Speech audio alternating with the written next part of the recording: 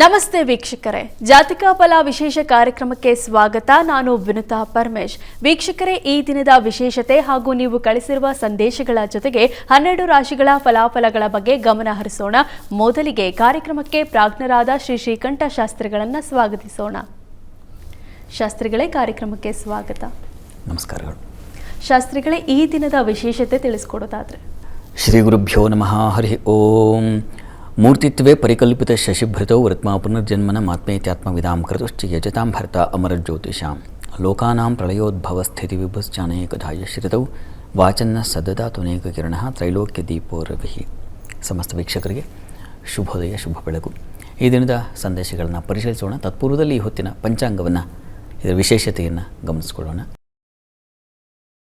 ಶ್ರೀ ವಿಶ್ವಾವಸುನಾಮ ಸಂವತ್ಸರ, ದಕ್ಷಿಣಾಯಣ, ಶರದ್ ಋತು, ಕಾರ್ತಿಕ ಮಾಸ, ಕೃಷ್ಣ ಪಕ್ಷವಾಗಿದೆ. ಈ ದಿವಸ ಗುರುವಾರವಾಗಿರತಕ್ಕಂಥದ್ದು. ಅಮಾವಾಸ್ಯೆ ತಿಥಿ, ವಿಶಾಖ ನಕ್ಷತ್ರ ಈ ದಿವಸ. ನೋಡಿ, ಈ ದಿವಸ ಅಮಾವಾಸ್ಯೆ ಇದೆ. ಕಾರ್ತಿಕ ಮಾಸದ ಮಹಾದಿನ. ಅಮಾವಾಸ್ಯೆಗೂ ಒಂದು ವಿಶೇಷ ಕಾಲ ಇದೆಯಲ್ವ. ಕೃಷ್ಣ ಪಕ್ಷದ ಶಿಖರ ಸ್ಥಾನ ಅಂತ ಕರೀತಾರೆ ಇದನ್ನು. ಕೃಷ್ಣ ಪಕ್ಷ ಪ್ರತಿಪತ್ತಿಯಿಂದ ಶುರುವಾಗಿ ಈ ಅಮಾವಾಸ್ಯೆಗೆ ಬಂದು ನಿಲ್ಲುತ್ತೆ. ಇದು ಅದರ ಉತ್ತುಂಗ ಸ್ಥಾನ. ಇಲ್ಲಿ ಪಿತೃದೇವತೆಗಳ ಆರಾಧನೆ ಮಾಡಬೇಕು, ಪಿತೃಗಳ ಸ್ಮರಣೆ ಮಾಡಬೇಕು. ಕಾರ್ತಿಕ ಮಾಸಕ್ಕೆ ಮುಗಿಯುತ್ತೆ. ಭಾದ್ರಪದ ಮಾಸದಿಂದ ಪ್ರಾರಂಭವಾಗಿರ್ತಕ್ಕಂಥದ್ದು. ಅದಕ್ಕಿಂತಲೂ ಹಿಂದೆ ನಾವು ಆಷಾಢ ದ್ವಿತೀಯ ಭಾಗದಿಂದ ಗಮನಿಸಬೇಕು ಅಂತಿದೆ. ಆಷಾಢ, ಶ್ರಾವಣ, ಭಾದ್ರಪದ, ಆಶ್ವೀಜ, ಕಾರ್ತಿಕ, ಈ 5 ಮಾಸಗಳು ಪಿತೃಕಾರ್ಯಗಳಿಗೆ ಶ್ರೇಷ್ಠವಾದ ಮಾಸಗಳು ಅಂತ. ಅದು ಈಗ ಈ ದಿವಸ ಕೊನೆಯ ದಿವಸ. ಈ ಅಮಾವಾಸ್ಯೆ ದಿವಸವೂ ನಿಮ್ಮ ಪಿತೃಗಳ ಆರಾಧನೆಯನ್ನು ಮಾಡಿ, ಪಿತೃಗಳ ಸ್ಮರಣೆಯನ್ನು ಮಾಡಿಕೊಳ್ಳಿ. ಅವರ ಅನುಗ್ರಹಕ್ಕೆ ಪಾತ್ರರಾಗಿ. ಬಹಳ ವಿಶಿಷ್ಟವಾದ ಮಾಸದ ಕೊನೆ ಆಗ್ತಾ ಇದೆ. ಮತ್ತು ಈ ದಿವಸ ದೀಪ ದಾನ ಮಾಡ್ತಕ್ಕಂಥದ್ದು ಮರೆಯದೇ. ಕಾರ್ತಿಕ ಮಾಸದಲ್ಲಿ ನಾವು ಮಾಡಬೇಕಾಗಿರೋದು ದೀಪದಾನ, ದೀಪಗಳನ್ನು ಹಚ್ಚತಕ್ಕಂಥದ್ದು. ಯಾಕಪ್ಪ ಅಂತಂದರೆ, ದೀಪ ನಮ್ಮ ಪಾಪಗಳನ್ನೆಲ್ಲ, ಅಲ್ಲಿ ಶಾಸ್ತ್ರದಲ್ಲೇ ಒಂದು ಮಾತನ್ನು ಹೇಳ್ತಾರೆ. ಏನು?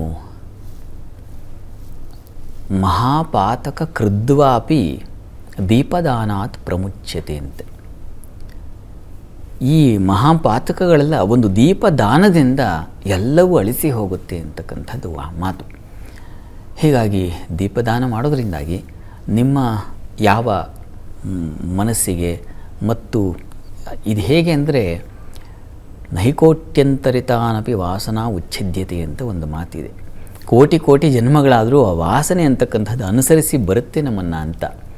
ಯಾವುದೋ ಒಂದು ಕರ್ಮಶೇಷ ಹಿಂದಿನ ಅದರ ಒತ್ತಡದಿಂದಾಗಿ ಈಗ ನಾವು ಹಾಗೆ ವರ್ತನೆ ಮಾಡ್ತಾ ಇರ್ತೀವಿ. ಯಾಕೆ ಹೀಗೆ ಆಡ್ತಿದ್ದ ನೀನು ಅಂತಂದರೆ, ಆ ಒತ್ತಡದ ಫಲ.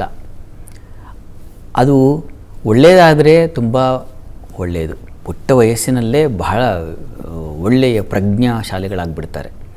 ಇಲ್ಲಾಂದರೆ ಪುಟ್ಟ ವಯಸ್ಸಿನಲ್ಲೇ ಅತಿರೇಕ ಉಂಟಾಗುತ್ತೆ. ವಿಶ್ವವ್ಯಾಪಕವಾಯ್ತಲ್ಲ ಮೊನ್ನೆ ಅಮಿತಾಬ್ ಬಚ್ಚನ್ ಜೊತೆಗೆ ಮಾತನಾಡಿದಂಥ ಹುಡುಗ, ಅವನ ವರ್ತನೆ ಹೇಗಿದೆ ಅನ್ನೋದು ಇಡೀ ಯಾರ ಮನೆಯಲ್ಲಿ ನೋಡಿದ್ರು ಯಾರು ಇದೇ ಚರ್ಚೆ, ಸುದ್ದಿ. ಏನಾಗುತ್ತೆ ಇದು? ಪಾಪ ಸಂಸ್ಕಾರವಶಾತ್ ಇಂಥದ್ದೊಂದು ಬಂದ್ಬಿಡುತ್ತೆ. ಆ ಮಕ್ಕಳಲ್ಲೇ ಬೆಳೆಯುವ ಸಿರಿ ಮೊಳಕೆಯಲ್ಲಿ ಅಂತ. ಇನ್ನು ಹೇಗೆ ಆ ವೃಕ್ಷ ಬೆಳಿಬಹುದು? ಹೀಗಾಗತ್ತೆ. ಈ ಥರದ್ದೇನಾದರೂ ನಿಮ್ಮ ಮನೆಗಳಲ್ಲೂ ಕಂಡು ಬಂದರೆ ನೋಡಿ, ದೀಪದಾನ ಮಾಡೋದ್ರಿಂದಾಗಿ ಅಂಥದ್ದೆಲ್ಲ ನಿವಾರಣೆಯಾಗಿ ಅರಿವು, ಪ್ರಜ್ಞಾಚಕ್ಷು ಅಂತ ಕರೀತಾರೆ ಅದನ್ನು, ಅರಿವಿನ ಕಣ್ಣು ಅಂತ, ಅದು ಉಂಟಾಗುತ್ತೆ ದೀಪದಾನ ಮಾಡೋದ್ರಿಂದಾಗಿ. ಆ ರೀತಿಯಾಗಿ ಈ ಕಾರ್ತಿಕ ಮಾಸದ ಕೊನೆ ದಿವಸ ತಪ್ಪದೆ ಹೋಗಿ ಶಿವ ಸನ್ನಿಧಾನದಲ್ಲಿ ದೀಪದಾನ ಮಾಡಿ ಬನ್ನಿ, ಒಳ್ಳೆಯದಾಗಲಿ. ಶಾಸ್ತ್ರಿಗಳೇ, ಈ ದಿನದ ವಿಶೇಷತೆ ತಿಳಿಸ್ಕೊಟ್ರಿ. ಈಗ ಸಂದೇಶಗಳ ಕಡೆ ಗಮನ ಹರಿಸೋಣ. ಮೊದಲ ಸಂದೇಶ ವಿಜಯ ಶಿರಾಯಿಂದ. ಇವರು ಹುಟ್ಟಿದ ದಿನಾಂಕ 30/12/1964, ಹುಟ್ಟಿದ ಸಮಯ 1:10 AM. ಇವರ ಪ್ರಶ್ನೆ, ಕೆಲಸ ಸಿಗ್ತಿಲ್ಲ, ಪರಿಹಾರ ತಿಳಿಸ್ಕೊಡಿ. ವಿಜಯ್ ಅವರ ಪ್ರಶ್ನೆ ಕೆಲಸದ ಬಗ್ಗೆ ಇದೆ ಅಲ್ವಾ? ಜಾತಕ ನೋಡೋಣ. ನೋಡಿ, ತಮ್ಮದು ಕನ್ಯಾ ಲಗ್ನವಾಗಿದೆ. ಲಗ್ನದಿಂದ ಕರ್ಮಾಧಿಪತಿ ಬುಧ ನಿಮ್ಮ ಜಾತಕದಲ್ಲಿ ಶತ್ರು ಕ್ಷೇತ್ರದಲ್ಲಿದ್ದಾನೆ. ತೃತೀಯದಲ್ಲಿ ಸ್ವಲ್ಪ ಬಲಹೀನನಾಗಿದ್ದಾನೆ. ಪ್ರಸ್ತುತ ನಿಮಗೆ ಶುಕ್ರ ದಶೆಯಲ್ಲಿ ನಡೀತಾ ಇರತಕ್ಕಂಥದ್ದು ಶನೈಶ್ಚರನ ಕಾಲ ನಡೀತಾ ಇದೆ. ಶನೈಶ್ಚರ ನಿಮ್ಮ ಜಾತಕದಲ್ಲಿ ಚೆನ್ನಾಗಿದ್ದಾನೆ, ತೊಂದರೆ ಇಲ್ಲ. ಈ ನಿಮ್ಮ ಜಾತಕದಲ್ಲಿ ಕಾಲ ವಶಾತ್ ಅಂದರೆ ಯಾವ ಗ್ರಹದ ಕಾಲ ನಡೀತಾ ಇದೆಯೋ ಅದರ ಮೇಲೆ ಫಲ ಅಂತ ಇದೆ. ಈ ಶನೈಶ್ಚರ ನಿಮ್ಮ ಜಾತಕದಲ್ಲಿ ವಸ್ತುತಃ ಚೆನ್ನಾಗಿದ್ದಾನೆ. ಹೀಗಾಗಿ ನೀವು ಆತಂಕಕ್ಕೊಳಗಾಗಬೇಡಿ. ಈ ಹತ್ತಿರದಲ್ಲಿ ನೀವೆಲ್ಲಿದ್ದೀರೋ ಆ ವಾಸ ಸ್ಥಳದ ಹತ್ತಿರದಲ್ಲಿ ಯಾವುದಾದ್ರು ವಿಷ್ಣು ಸನ್ನಿಧಾನ ಇದ್ದರೆ ಪ್ರತಿ ಬುಧವಾರ ಸ್ವಲ್ಪ ಹೆಸರು ಕಾಳು ಅದನ್ನು ನೀವು ತಗೊಂಡು ಹೋಗಿ ದಾನ ಮಾಡಿ ಆ ದೇವಸ್ಥಾನದಲ್ಲಿ ಒಂದು ಅರ್ಚನೆ ಮಾಡಿಸಿ ಬನ್ನಿ. ಇದು 12 ಬುಧವಾರ ಹೀಗೆ ಮಾಡಿ. ಅಷ್ಟರಲ್ಲಿ ನಿಮಗೆ ಕೆಲಸಕ್ಕೆ ಖಂಡಿತ ಅನುಕೂಲ ಆಗುತ್ತೆ. ಕಾರಣ ಕರ್ಮಾಧಿಪತಿ ವೀಕ್ ಆಗಿದ್ದಾನೆ. ಈ ಕಾರಣದಿಂದಾಗಿ ಸ್ವಲ್ಪ ತೊಡಕು. ಹೀಗಾಗಿ ಈ ಹೆಸರು ಕಾಳು ದಾನ ಮಾಡಿದ್ರೆ ನಿಮಗೆ ಕೆಲಸ ಎಲ್ಲೋ ಒಂದು ಕಡೆ ಕೆಲಸ ಆಗುತ್ತೆ ರೀ. ಯೋಚನೆ ಮಾಡಬೇಡಿ, ಧೈರ್ಯವಾಗಿರಿ. ಶಾಸ್ತ್ರಿಗಳೇ, ಮುಂದಿನ ಸಂದೇಶ ಪ್ರಶಾಂತ್ ಮೈಸೂರಿಂದ. ಇವರು ಹುಟ್ಟಿದ ದಿನಾಂಕ 11/5/1984, ಹುಟ್ಟಿದ ಸಮಯ 11:55 AM. ಇವರ ಪ್ರಶ್ನೆ ಮದುವೆ ಯಾವಾಗ ಆಗುತ್ತೆ ತಿಳಿಸ್ಕೊಡಿ ಅಂತ. ಪ್ರಶಾಂತ್ ಅವರ ಪ್ರಶ್ನೆ ಅದು ವಿವಾಹಕ್ಕೆ ಸಂಬಂಧಿಸಿದಲ್ವಾ, ಯಾವಾಗ ಆಗುತ್ತೆ ಅಂತ ನೋಡೋಣ. ನೋಡಿ, ತಮ್ಮದು ಕರ್ಕಟಕ ಲಗ್ನದಿಂದ ಸಪ್ತಮಾಧಿಪತಿ, ವಿವಾಹದ ಅಧಿಪತಿ ಶನೈಶ್ಚರ ನಿಮ್ಮ ಜಾತಕದಲ್ಲಿ ತುಂಬ ಚೆನ್ನಾಗಿದ್ದಾನೆ. ಉಚ್ಚಸ್ಥಾನದಲ್ಲಿದ್ದಾನೆ. ಉಚ್ಚಸ್ಥಾನದಲ್ಲಿದ್ದರೆ ಅದು ಸ್ವಚ್ಛೆ ಪೂರ್ಣಂ ಅಂತ ಹೇಳುತ್ತೆ, ಪೂರ್ಣ ಫಲ ಸಿಗುತ್ತೆ ಅಂತ ಆತಂಕ ಮಾಡ್ಕೋಬೇಡಿ. ಪ್ರಸ್ತುತ ನಿಮಗೆ ನಡೀತಾ ಇರತಕ್ಕಂಥದ್ದು ಗುರುದಶೆಯಲ್ಲಿ ಈಗ ಶನೈಶ್ಚರನ ಕಾಲ ನಡೀತಾ ಇದೆ. ಈಗ ನೋಡಿ, ಇಷ್ಟು ದಿವಸ ಇರಲಿಲ್ಲ ಶನೈಶ್ಚರ, ಯಾರೂ ನಿಮಗೆ ಸಪ್ತಮಾಧಿಪತಿಯೋ ಅವನ ಕಾಲ ಇರಲಿಲ್ಲ. ಈಗ ಪ್ರಾರಂಭ ಆಗಿದೆ. ಕಾಲ ಬಂದಾಗಲೇ ತಾನೇ ನಮಗೆ ಫಲ ಬರೋದು. ಹೀಗಾಗಿ ಈಗ ಅವಕಾಶಕ್ಕೆ ದಾರಿ ಇದೆ. ಪ್ರಯತ್ನ ಮಾಡಿ. ನಿಮ್ಮ ವಯೋಮಾನಕ್ಕೆ ತಕ್ಕನಾದಂಥ ಒಂದು ಸಾಧ್ಯತೆ ಖಂಡಿತ ಇದೆ. ಹೀಗಾಗಿ ಯೋಚಿಸಬೇಡಿ, ಪ್ರಯತ್ನ ಮಾಡಿ. ಪ್ರಯತ್ನಕ್ಕೆ ಫಲ ಉಂಟಾಗಲಿ. ಈಗ ನನಗನ್ಸುತ್ತೆ ಜನವರಿ 2026 ಜೂನ್ ಒಳಗೆ ನಿಮ್ಮ ಆ ಕೋರಿಕೆ ಮನೋರಥ ಈಡೇರುತ್ತೆ. ಒಳ್ಳೆಯದಾಗಲಿ. ಶಾಸ್ತ್ರಿಗಳೇ, ಮುಂದಿನ ಸಂದೇಶ ಸವಿತಾ ಮೈಸೂರಿಂದ. ಇವರು ಹುಟ್ಟಿದ ದಿನಾಂಕ 16/2/1973, ಹುಟ್ಟಿದ ಸಮಯ 8:30 PM. ಇವರ ಪ್ರಶ್ನೆ ಕೆಲಸಗಳು ಪೂರ್ಣಗೊಳ್ತಿಲ್ಲ, ನೆಮ್ಮದಿ ಇಲ್ಲ, ಪರಿಹಾರ ತಿಳಿಸ್ಕೊಡಿ ಅಂತ. ಸವಿತಾ ಅವರ ಪ್ರಶ್ನೆ ಕಾರ್ಯಗಳು ಪೂರ್ಣಗೊಳ್ತಾ ಇಲ್ಲ, ಸಮಸ್ಯೆಯಾಗಿದೆ ಪಾಪ. ನೋಡೋಣ. ನೋಡಿ, ತಮ್ಮದು ಕನ್ಯಾ ಲಗ್ನವಾಗಿದೆ. ಲಗ್ನದಿಂದ ಕರ್ಮಾಧಿಪತಿ ಬುಧ ನಿಮಗೆ ನೀಚಾಭಿಲಾಷಿ, ನೀಚ ರಾಶಿಯ ಕಡೆ ಹೋಗ್ತಾ ಇದ್ದಾನೆ. ಸ್ವಲ್ಪ ದುರ್ಬಲನಾಗ್ಬಿಡ್ತಾನೆ. ಆ ಸಂದರ್ಭದಲ್ಲಿ ರವಿ ಯುಕ್ತನಾಗಿದ್ದಾನೆ, ಆದರೆ ಮೌಢ್ಯತೆ ಇದೆಯಾ ಅದನ್ನು ನೋಡ್ಕೋಬೇಕಾಗತ್ತೆ. ಮೌಢ್ಯನಾಗಿಲ್ಲ, ಸ್ವಲ್ಪದರಲ್ಲಿ ಅವನು ಬಿಡುಗಡೆ ಮಾಡಿದ್ದಾನೆ, ನಿಮಗೆ ತೊಂದರೆ ಇಲ್ಲ, ಆತಂಕ ಬೇಡ. ಪ್ರಸ್ತುತ ಜಾತಕದಲ್ಲಿ ಏನಾಗಿದೆ, ಗ್ರಹ ನವಾಂಶದಲ್ಲೂ ನೀಚಾಂಶ ತಗೊಂಡಿದ್ದಾನೆ.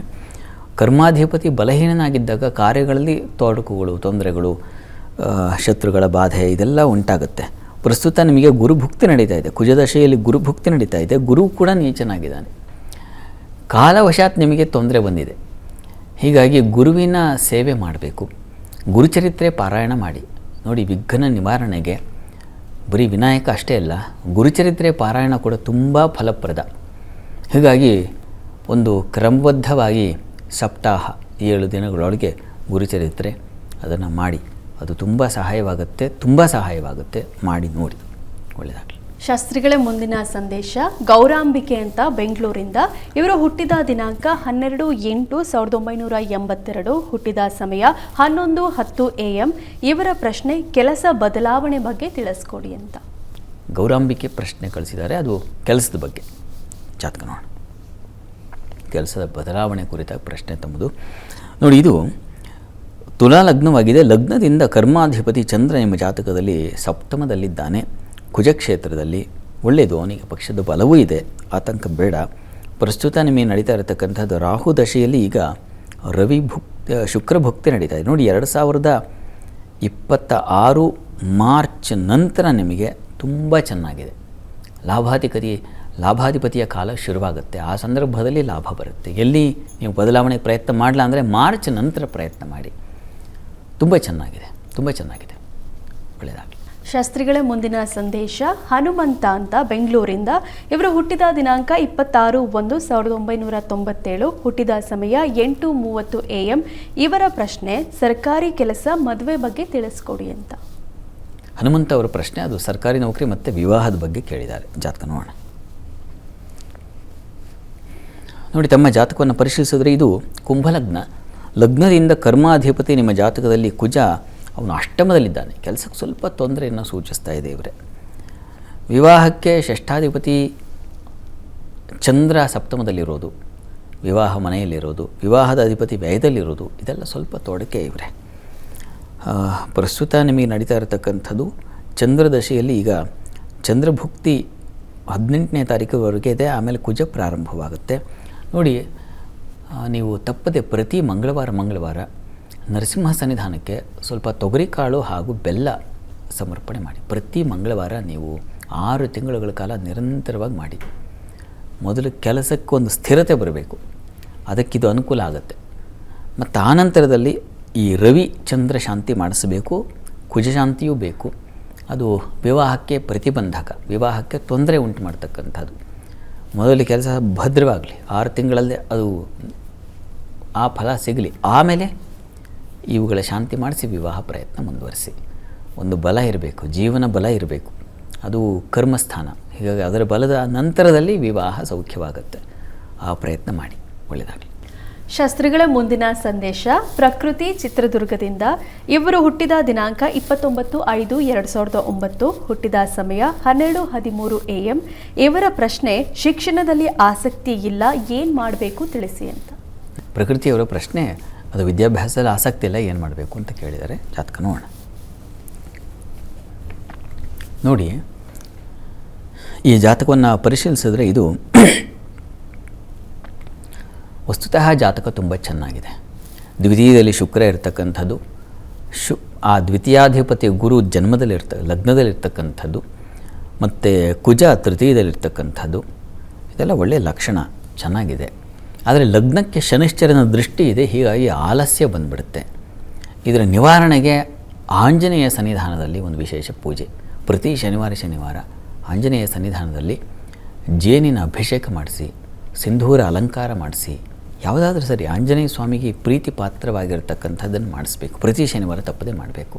ಆ ಜೇನು ಅಭಿಷೇಕ ಮಾಡಿ ತಿನ್ನಿಸಿದ್ರೆ ತುಂಬ ಫಲಪ್ರದ, ಅದನ್ನು ಮಾಡಿಸಿ. ಅದು ತುಂಬ ಸಹಾಯವಾಗುತ್ತೆ, ಅನುಕೂಲ ಆಗುತ್ತೆ.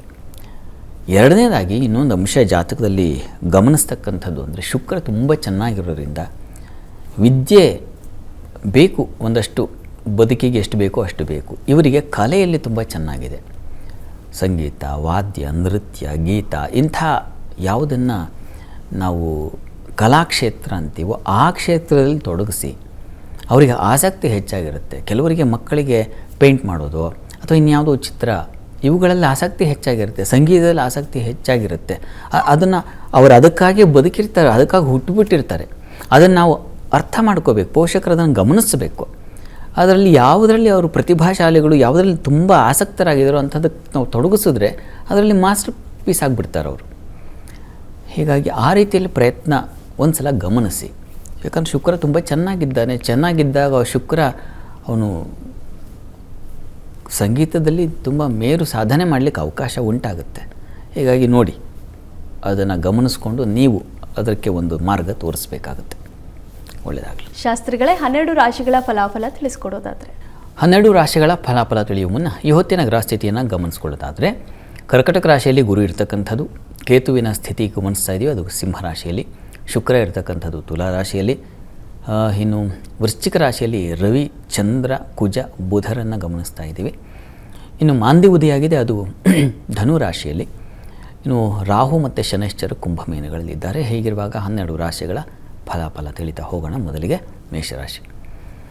ಮೇಷರಾಶಿಯವರಿಗೆ ಈ ದಿವಸ ನಿಮಗೆ ಸ್ನೇಹಿತರು, ಬಂಧುಗಳಿಂದ ಒಳ್ಳೆಯ ಉಪಕಾರ ಸಹಕಾರ ಸಿಗುತ್ತೆ, ಸಂಶಯ ಇಲ್ಲ ಅದರಲ್ಲಿ. ಕೃಷಿಕರಿಗೆ ತುಂಬ ಚೆನ್ನಾಗಿದೆ. ಮುಖ್ಯವಾಗಿ ಈ ವ್ಯಾಪಾರಿಗಳಿಗೆ ತುಂಬ ಚೆನ್ನಾಗಿದೆ, ಅನುಕೂಲದ ವಾತಾವರಣ ಸೂಚಿಸ್ತಾ ಇದೆ. ಈ ದಿವಸ ಸ್ವಲ್ಪ ಧರ್ಮ ಕೆಲಸಗಳಲ್ಲಿ ಯಾವುದೋ ಒಂದು ಶುಭ ಏನೋ ಒಂದು ಪಿತೃಕಾರ್ಯವೋ ಮತ್ತೊಂದು ಈ ಥರದ್ದು ಧರ್ಮಕಾರ್ಯ ಅಂತಂದರೆ ಯಾವುದೋ ಒಂದು ಪುಣ್ಯ ಕೆಲಸವೂ ಆಗುತ್ತೆ, ಅಂಥದಕ್ಕೆ ಸ್ವಲ್ಪ ಹಿನ್ನಡೆ ಉಂಟಾಗುತ್ತೆ. ಧರ್ಮ ಕಾರ್ಯಗಳಲ್ಲಿ ಹಿನ್ನಡೆ ಇದನ್ನು ಸೂಚಿಸ್ತಾ ಇದೆ. ಇದರ ನಿವಾರಣೆಗೆ ತಪ್ಪದೆ ಈಶ್ವರನ ಆರಾಧನೆ ಮಾಡಿ. ಇನ್ನು ವೃಷಭ ರಾಶಿಯವರಿಗೆ ದಿವಸ ನಿಮಗೆ ಸಹೋದರರು, ಸೇವಕರು ಇಂಥವರಿಂದ ಸಹಾಯ ಖಂಡಿತ ಇದೆ. ಕೆಲಸ ಕಾರ್ಯಗಳಲ್ಲೂ ಅನುಕೂಲ ಕಾಣಲಿಕ್ಕೆ ಅವಕಾಶಗಳಿದ್ದಾವೆ. ಈ ದಿವಸ ನಿಮಗೆ ಸಂಗಾತಿಯ ಸಹಕಾರ, ಅನ್ಯೋನ್ಯತೆ, ದಾಂಪತ್ಯದಲ್ಲಿ ಒಂದು ಸಾಮರಸ್ಯ ಕಾಣಬಹುದು, ಸಂಶಯ ಇಲ್ಲ ಅದರಲ್ಲಿ. ಇನ್ನು ಈ ದಿವಸ ನಿಮಗೆ ಸ್ವಲ್ಪ ಮಟ್ಟಿಗೆ ಅಪಮಾನ, ಸ್ವಲ್ಪ ಮುಖಭಂಗ, ಈ ರೀತಿ ಏನೋ ಒಂದು ರೀತಿ ಮನಸ್ಸಿಗೆ ಒಂದು ಬೇಸರ ಆಗೋ ಸಾಧ್ಯತೆ ಇದೆ. ವಸ್ತು ನಷ್ಟತೆ ಕೂಡ ಇದೆ, ಹುಷಾರು. ಪ್ರಾರ್ಥನೆಗೆ ದಿವಸ ಕೃಷ್ಣ ಪ್ರಾರ್ಥನೆ ಮಾಡಿ, ಕೃಷ್ಣ ಸನ್ನಿಧಾನದಲ್ಲಿ ತುಳಸಿ ಸಮರ್ಪಣೆ ಮಾಡಿ, ಅನುಕೂಲ ಆಗುತ್ತೆ. ಇನ್ನು ಮಿಥುನ ರಾಶಿಯವರಿಗೆ ದಿವಸ ನಿಮಗೆ ಕುಟುಂಬ ಸೌಖ್ಯ ಚೆನ್ನಾಗಿದೆ, ಆಹಾರ ಸಮೃದ್ಧಿ ತುಂಬ ಚೆನ್ನಾಗಿದೆ. ಈ ದಿವಸ ಕೆಲಸ ಕಾರ್ಯಗಳದ್ದು ಹೆಚ್ಚಿನ ಅನುಕೂಲ, ಸಮಾಧಾನ, ಸತ್ಫಲ ಕಾಣಬಹುದು. ಇದು ಸ್ವಲ್ಪ ದಾಂಪತ್ಯದಲ್ಲಿ ಸ್ವಲ್ಪ ಭಿನ್ನಾಭಿಪ್ರಾಯಗಳು, ಮನಸ್ತಾಪ, ಸ್ವಲ್ಪ ಉಲ್ಬಣ ಆಗ್ಬೋದು, ಜಾಸ್ತಿ ಟ್ರಿಗರ್ ಆಗಿಬಿಡುತ್ತೆ. ಅದು ನಿಮಗೇನಾಗುತ್ತೆ, ಸಹಿಸ್ಕೊಳ್ಳೋದು ಕಷ್ಟ, ಹಾಗಾಗುವ ಸಾಧ್ಯತೆ ಇದೆ. ಎಚ್ಚರ ವಹಿಸಿ ಲಕ್ಷ್ಮೀನಾರಾಯಣರನ್ನು ಸ್ಮರಣೆ ಮಾಡಿಕೊಳ್ಳಿ, ಅನುಕೂಲ ಆಗುತ್ತೆ. ಇನ್ನು ಕರ್ಕಟಕ ರಾಶಿಯವರಿಗೆ ಪ್ರತಿಭಾಶಕ್ತಿ ಚೆನ್ನಾಗಿದೆ.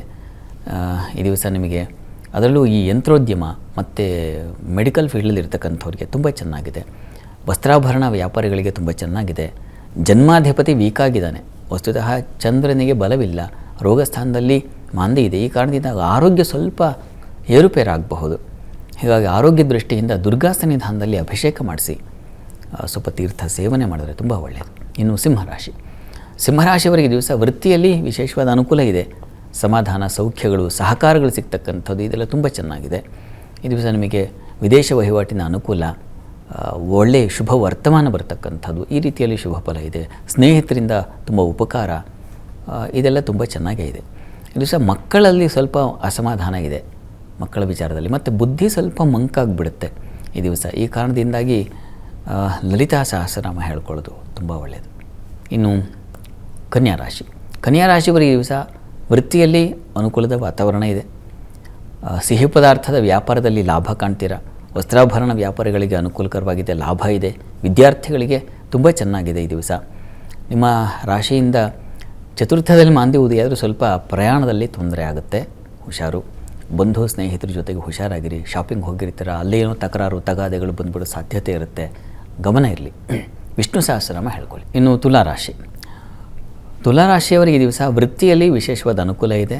ಸಮಾಧಾನ, ಸೌಖ್ಯಗಳಿದ್ದಾವೆ, ಸಂಶಯ ಇಲ್ಲ. ಕುಟುಂಬದಲ್ಲಿ ಹೆಣ್ಣು ಮಕ್ಕಳಿಗೆ ಸ್ವಲ್ಪ ಅಸಮಾಧಾನ, ನನ್ನ ಮಾತಿಗೆ ಬೆಲೆ ಸಿಗಲಿಲ್ಲ ಅಥವಾ ನಿಮ್ಮ ಪ್ರಶಂಸೆ ಸಿಗಲಿಲ್ಲ, ಈ ರೀತಿಯ ಒಂದು ಸಣ್ಣ ಅಸಮಾಧಾನ ನಿಮಗೆ ಕಾಣುತ್ತೆ ಹೆಣ್ಣು ಮಕ್ಕಳಿಗೆ. ಹಣಕಾಸಿನ ವಿಚಾರದಲ್ಲೂ ಅಷ್ಟೇ ಸ್ವಲ್ಪ ಅಸಮಾಧಾನ. ಉಳಿದ ಹಾಗೆ ಈ ದಿವಸ ನಿಮಗೆ ಗಂಟಲು ಬಾಧೆ, ಕಿವಿ ಸಂಬಂಧಿ ತೊಂದರೆಗಳು ಉಂಟಾಗುವ ಸಾಧ್ಯತೆ ಇದೆ, ಹುಷಾರು. ಈ ದಿವಸ ತಪ್ಪದೇ ನೀವು ಕೂಡ ದುರ್ಗಾ ಸನ್ನಿಧಾನದಲ್ಲಿ ಒಂದು ಕ್ಷೀರಾಭಿಷೇಕ ಮಾಡಿಸಿದ್ರೆ ತುಂಬ ಒಳ್ಳೆಯದು. ವೃಶ್ಚಿಕ ರಾಶಿಯವರಿಗೆ ದಿವಸ ನಿಮಗೆ ಆಹಾರದಲ್ಲಿ ವ್ಯತ್ಯಾಸ ಇದೆ. ವಿದ್ಯಾರ್ಥಿಗಳಿಗೆ ಸ್ವಲ್ಪ ಘರ್ಷಣೆ, ತೊಡಕು ಸೂಚಿಸ್ತಾ ಇದೆ, ಸ್ವಲ್ಪ ಹುಷಾರಾಗಿರಬೇಕು, ತಾಳ್ಮೆ ಬೇಕಾಗುತ್ತೆ ಈ ದಿವಸ. ಇನ್ನು ಉಳಿದ ಹಾಗೆ ಕೆಲಸಗಳಲ್ಲಿ ಅನುಕೂಲ ಚೆನ್ನಾಗಿದೆ. ಔಷಧ ವ್ಯಾಪಾರಿಗಳಿಗೆ, ರಾಜಕಾರಣದಲ್ಲಿರ್ತಕ್ಕಂಥವ್ರಿಗೆ, ಜನಸೇವೆಯಲ್ಲಿರ್ತಕ್ಕಂಥವ್ರಿಗೆ, ಸೇವಾ ಕಾರ್ಯಗಳು ಯಾವುದನ್ನು ಸರ್ವೀಸಸ್ ಅಂತಾರೋ ಆ ಕ್ಷೇತ್ರಗಳಲ್ಲಿ ಅವರಿಗೆ ತುಂಬ ಚೆನ್ನಾಗಿದೆ, ಹೆಚ್ಚಿನ ಅನುಕೂಲ ಇದೆ. ಪ್ರಾರ್ಥನೆಗೆ ಅನ್ನಪೂರ್ಣೇಶ್ವರಿಗೆ ಪ್ರಾರ್ಥನೆ ಮಾಡಿ. ಇನ್ನು ಧನುರಾಶಿಯವರಿಗೆ ಕೆಲಸಗಳಲ್ಲಿ ಈ ದಿವಸ ಪರಿಶ್ರಮ ಜಾಸ್ತಿ, ಸ್ವಲ್ಪ ಒತ್ತಡ ಇರುತ್ತೆ. 2-3 ಕೆಲಸಗಳ ಒತ್ತಡ ನಿಮಗೆ ಸ್ವಲ್ಪ ಮನಸ್ಸಿಗೆ ಪೆಟ್ಟು ಬೀಳುತ್ತೆ. ಎಲ್ಲ ನಾನೇ ಮಾಡಬೇಕು, ನನ್ನ ತಲೆ ಮೇಲೆ ಬಿದ್ದುಬಿಡುತ್ತೆ. ಈ ಥರ ಗುರುತರವಾದ ಒಂದು ಆರೋಪ, ಯಾವುದೋ ಒಂದು ಜವಾಬ್ದಾರಿ ನಿಮಗೆ ವಹಿಸಿರ್ತಾರೆ, ಅದು ನಿಮ್ಮದಲ್ಲದ ತಪ್ಪಿಗೆ ನೀವು ತಲೆ ಕೊಡಬೇಕಾದ ಪರಿಸ್ಥಿತಿ, ಈ ಥರದ್ದೆಲ್ಲ ಸೂಚಿಸ್ತಾ ಇದೆ. ಸ್ವಲ್ಪ ಜಾಗ್ರತೆ ಬೇಕು. ಇನ್ನು ಉಳಿದ ಹಾಗೆ ದಿವಸ ಸ್ನೇಹಿತರಿಂದ, ಹಳೆಯ ಸ್ನೇಹಿತರು, ಹಿರಿಯರು, ಇಂಥವರಿಂದ ಸಹಕಾರ ತುಂಬ ಚೆನ್ನಾಗಿದೆ. ಪ್ರಾರ್ಥನೆಗೆ ಗುರು ಸೇವೆ ಮಾಡಿ, ಗುರು ಪ್ರಾರ್ಥನೆ ಮಾಡಿ ದಿವಸ. ಇನ್ನು ಮಕರ ರಾಶಿಯವರಿಗೆ ಈ ದಿವಸ ವ್ಯಾಪಾರಿಗಳಿಗೆ ತುಂಬ ಚೆನ್ನಾಗಿದೆ. ಸಿಹಿ ಪದಾರ್ಥದ ವ್ಯಾಪಾರಿಗಳು, ಈ ಹೋಟೆಲ್ ಕ್ಷೇತ್ರಗಳಲ್ಲಿ ಕೆಲಸ ಮಾಡೋರಿಗೆ ತುಂಬ ಚೆನ್ನಾಗಿದೆ, ಲಾಭ ಇದೆ. ಮತ್ತು ಈ ದಿವಸ ಡಿಸೈನಿಂಗ್ ಕ್ಷೇತ್ರಗಳಲ್ಲಿ ಕೆಲಸ ಮಾಡೋರಿಗೆ ತುಂಬ ಚೆನ್ನಾಗಿದೆ. IT ಕ್ಷೇತ್ರಗಳಲ್ಲಿರೋರಿಗೆ ತುಂಬ ಚೆನ್ನಾಗಿದೆ ಈ ದಿವಸ. ಸ್ವಲ್ಪ ವ್ಯಯವೂ ಇದೆ ಈ ದಿವಸ. ಮಹಾಲಕ್ಷ್ಮಿ ಪ್ರಾರ್ಥನೆ ಮಾಡಿ, ಪಿತೃದೇವತೆಗಳ ಸ್ಮರಣೆ ತಪ್ಪದೇ ಮಾಡಿ. ಇನ್ನು ಕುಂಭರಾಶಿಯವರಿಗೆ ಈ ದಿವಸ ಲಾಭದಾಯಕ ದಿನ. ಮನಸ್ಸಿಗೆ ಸಮಾಧಾನವೂ ಇದೆ, ಲಾಭ ಇದೆ, ವೃತ್ತಿಯಲ್ಲಿ ಅನುಕೂಲ ಕಾಣಬಹುದು. ಧರ್ಮ ಕಾರ್ಯಗಳಲ್ಲಿ ಭಾಗವಹಿಸ್ತೀರ ಈ ದಿವಸ, ಪಿತೃ ಕಾರ್ಯಗಳು ಮತ್ತೊಂದು ಈ ರೀತಿಯ ಅನುಕೂಲ. ನದಿ ಸ್ನಾನ ಇಂಥದ್ದೊಂದು ಮನಸ್ಸಿಗೆ ಬರುತ್ತೆ, ಈ ರೀತಿಯಲ್ಲಿ ಚೆನ್ನಾಗಿದೆ. ಇಷ್ಟ ದೇವತಾರಾಧನೆ ಮಾಡಿ. ಮೀನರಾಶಿಯವರಿಗೆ ಈ ದಿವಸ ವೃತ್ತಿಯಲ್ಲಿ ಸ್ವಲ್ಪ ತೊಡಕುಗಳಿದ್ದಾವೆ, ವಿಘ್ನಗಳು, ಕಾರ್ಯ ಅಪೂರ್ಣತೆ, ಕೆಲಸ ಮುಗಿಯೋದಿಲ್ಲ, ಪೂರ್ಣವಾಗೋದಿಲ್ಲ, ಅರ್ಧಕ್ಕೆ ನಿಂತು ಬಿಡುತ್ತೆ, ಆ ರೀತಿಯ ಒಂದು ತೊಡಕನ್ನು ಸೂಚಿಸ್ತಾ ಇದೆ. ಉಳಿದ ಹಾಗೆ ಸಂಗಾತಿಯಲ್ಲಿ ಸಾಮರಸ್ಯ, ವ್ಯಾಪಾರಿಗಳಿಗೆ ಅನುಕೂಲ, ಸ್ನೇಹಿತರು ಬಂಧುಗಳಿಂದ ಸಹಕಾರ, ಇತ್ಯಾದಿ ಅನುಕೂಲ ಚೆನ್ನಾಗಿದೆ ಈ ದಿವಸ. ಈ ದಿವಸ ಗಣಪತಿ ಸನ್ನಿಧಾನಕ್ಕೆ ಹೋಗಿ ಬನ್ನಿ, ತುಂಬ ಅನುಕೂಲ ಆಗುತ್ತೆ. ಈ ದಿವಸ 12 ರಾಶಿಗಳವರು, ರಾಶಿ ಗೊತ್ತಿಲ್ಲ ಅಂತಕ್ಕಂಥವ್ರು ಹೇಳಬಹುದಾದ ಮಂತ್ರ ಗಮನಿಸಿ. ಓಂ ವಿಶ್ವನೇತ್ರೇ ನಮಃ, ಈ ಮಂತ್ರ ಹೇಳ್ಕೊಳ್ಳಿ, ಅನುಕೂಲ ಆಗುತ್ತೆ. ಶಾಸ್ತ್ರಿಗಳೇ, ಈ ದಿನದ ವಿಶೇಷತೆ ಸಂದೇಶಗಳ ಜೊತೆಗೆ 12 ರಾಶಿಗಳ ಬಗ್ಗೆ ತಿಳಿಸ್ಕೊಡ್ರಿ, ಧನ್ಯವಾದ. ಸರ್ವೇ ಜನಾಃ ಸುಖಿನೋ ಭವಂತು, ಸಮಸ್ತ ಸನ್ಮಂಗಳಾನಿ ಭವಂತು. ಎಲ್ಲರಿಗೂ ಶುಭವಾಗಲಿ. ವೀಕ್ಷಕರೇ, ಇದಾಗಿತ್ತು ಇವತ್ತಿನ ಜಾತಕ ಫಲ ವಿಶೇಷ ಕಾರ್ಯಕ್ರಮ. ನೇರ ದಿಟ್ಟ ನಿರಂತರ ಸುದ್ದಿಗಾಗಿ ನೋಡ್ತಾ ಇರಿ ಏಷ್ಯಾನೆಟ್ ಸುವರ್ಣ ನ್ಯೂಸ್. ನಮಸ್ಕಾರ.